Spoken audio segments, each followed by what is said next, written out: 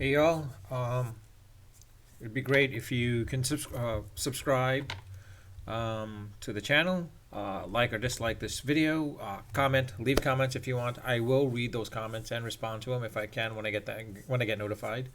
Can be general feedback, general comments, constructive criticism, or for that matter, questions, and I will answer them, even maybe through another video as well too.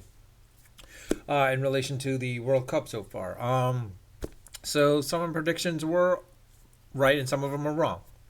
I mean, I was wrong on the U.S. versus the Netherlands.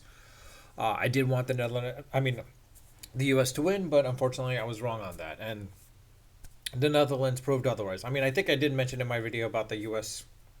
team being talented enough, but still not as mature enough to get past them. So I was hoping and I was looking forward maybe the talent alone could have helped out, but it looks like it wasn't. They needed some experience at that point as well too.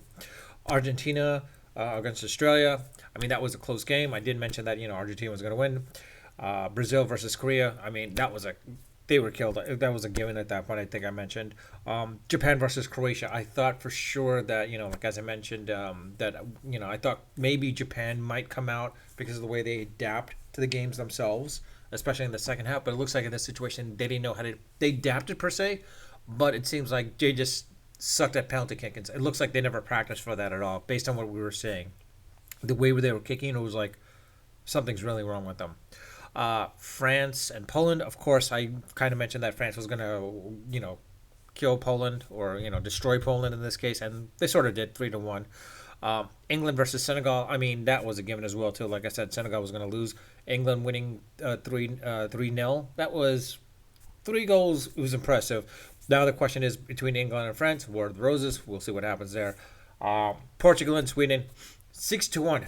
I mean, that was that. I didn't think that was like overkill at that point. Did Portugal need to go that crazy on Sweden?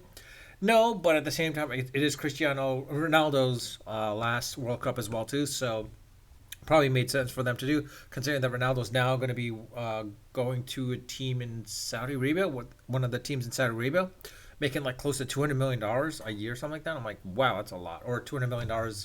I don't know for X amount of years, which is really surprising. But Saudi Arabia wants to build out that soccer league, or the Middle East wants to build out their soccer league, so let it be. And then of course Morocco versus Spain. That one was a bit of a shocker. I thought for sure Spain would still win. I mean, we knew their weaknesses. They had some glaring weaknesses, which not only did Germany expose at the time when they played them, but also Japan, to the point where they knew full well that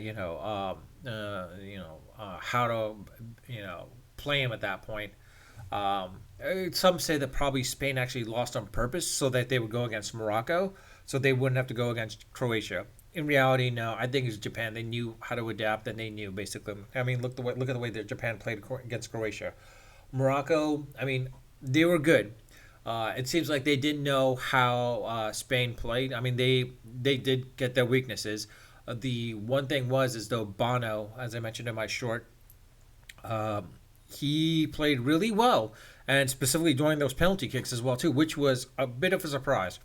Do I see Morocco getting past Portugal? No. I mean, Bono may be good unless he's like Shoemaker. Um, he's not gonna stop the Portuguese team at that point. Now, so that's what I'm thinking. So that's what I'm going to say right now. Portugal will beat Morocco. Brazil will definitely beat Croatia. It's a tough one between Argentina and Netherlands, but I think it's going to be Argentina, as I said, basically. So it's going to come down to Argentina and Brazil in the semifinals. In the semifinals on the other end, it's definitely going to be Portugal. Now the question between France and England, the War of the Roses, part quatre, whatever it is, quattro. I would say it's probably going to be France in this case because you know what? Mbappe is going to go all out, take out France, and so it will be France against Portugal in the semifinals. Now, this is what I think everyone's anticipating. That semifinals. This is what everyone's anticipating. France against Portugal, Argentina versus Brazil, Messi versus Neymar, Mbappe versus Ronaldo. The real question is like, will Ronaldo be able to get past Mbappe? Initially I was going to say no, but I think it looks like Portugal's on a mission to get to the finals. It looks like they are on a mission. Same with Argentina. Argentina looks like they are on a mission to get into the finals. I think the beast was woken that I think Argentina will go crazy against Brazil, and they will beat Brazil. So I think Argentina. I think what it looks like it might come down to in the finals: Argentina versus Portugal. If it's um, basically Messi versus Ronaldo, I think everyone is looking for that. I'm looking for that if that can happen. Um, do I really want to see that happen? Yes, I think a lot of people want to see it. Realistically, though, I think it's probably going to be Brazil and France. To be quite honest, like I said, I'm hoping and praying that it is Portugal versus Argentina, but um, my mind is telling me Brazil and France, but my gut is telling me Argentina and Portugal. And in this situation, smart money says Brazil and France, but I'm going to go with my gut in this case. It's going to be Argentina and Portugal. That's where it is in the finals. Argentina versus Portugal. And from there, I want to say that's pretty much it at this point. I'll probably talk about the finals when we get to the finals and predict the finals at that point. So you won't be hearing much about me with in relation to the World Cup. Maybe unless there's some kind of like drastic change or something like that. But in any case, as I normally end with, unfiltered, unedited, and unrehearsed. Until next time.